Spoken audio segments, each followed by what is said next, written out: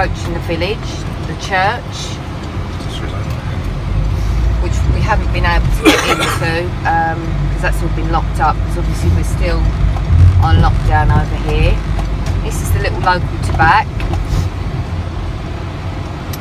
On Sundays, supermarkets shut between 12 and half 12, not like in the UK, so you can't go out shopping willy-nilly.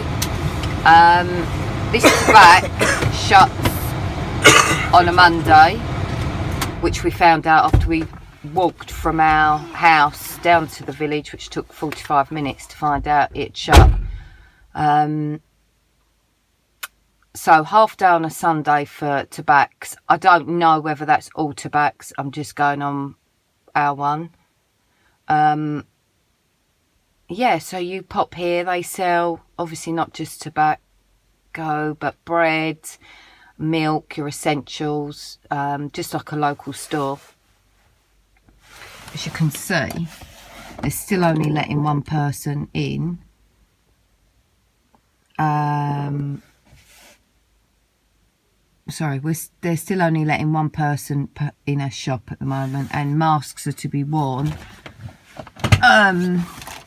But it's still no way as scary as what we left our house in the UK, where there was so many people around. It did stress us all out when we had to go to the supermarket. There's barely anyone around. Right, the mayor's office,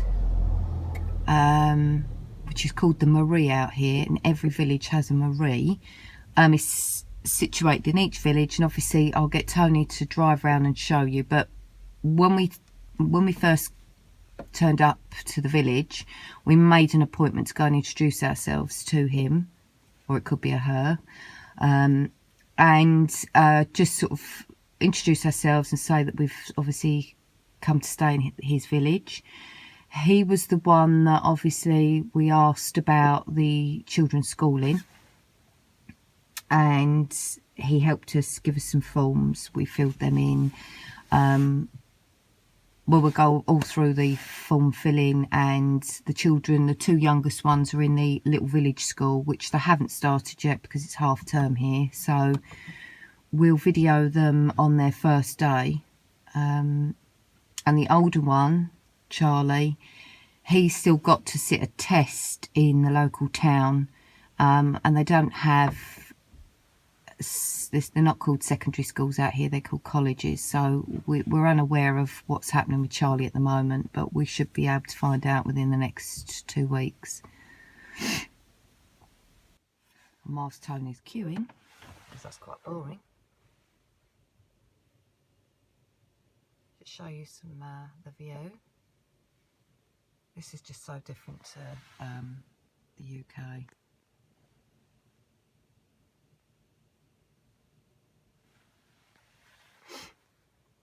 I mean, obviously it's not a true reflection of what it's like around here, because one, it's winter, two, we're in a lockdown as well, so the bars and other sorts of things, restaurants in the village are all closed up. So I appreciate it's not going to be a true reflection of what it's like, but it's still beautiful. We'll take you on our days out and journey of how we get on, and also the process of when we do eventually go back to the UK to sell our house, which oh sorry, I'm such an animal lover. I just love dogs. I've actually found a couple of rescue centres that over here that I've put my name down to go and volunteer, because I just adore the dogs. Oh look.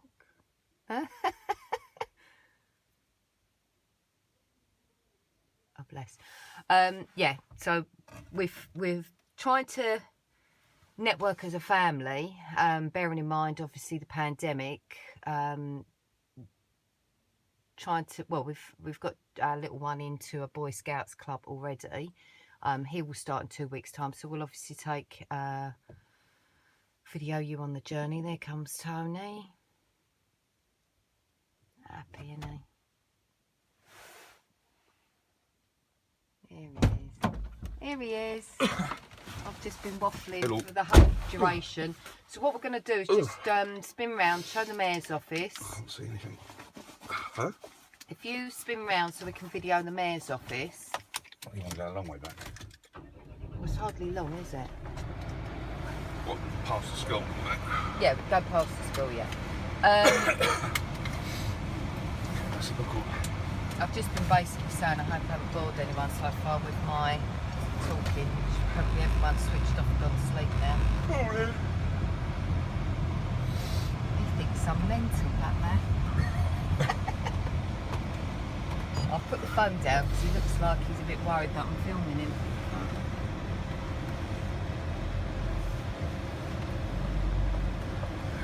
He works in that shop, doesn't he?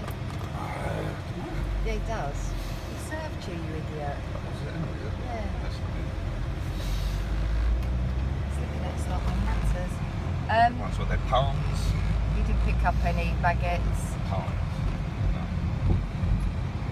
Right, so this is the village. Oh, they're queuing at the patisserie. I think Butcher's is open. Pharmacy. Right, there's the mayor's office. Doctor's is next door. And the post office. We're just going to drive now round to the Henry and George's new school, just to show you where they'll be going. I was quite amazed because for the whole entire school there's 60 pupils. Back in England there were 60 pupils just in Henry's year group, so it just shows you how small the classes are over here. Cemetery. I was just saying we are trying. We've only been here, we haven't been here that long.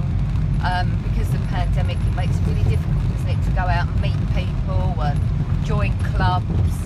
But I think we haven't done too bad. As I said, once the boys start school, we get to meet other parents and they join clubs. I know Henry's very keen to join a football club. George has joined the Scouts. The older one, he's a little bit of a worry for us, isn't he? Because his only interest, unfortunately, is gaming on his Xbox, and that's not what we moved to France for. So he's going to find that once he starts school, when we start making him come out more, we're trying to sort of look into hobbies for him. I know he's got one interest, but that's not really something we want him to do, which is dirt biking, which is apparently very popular over here.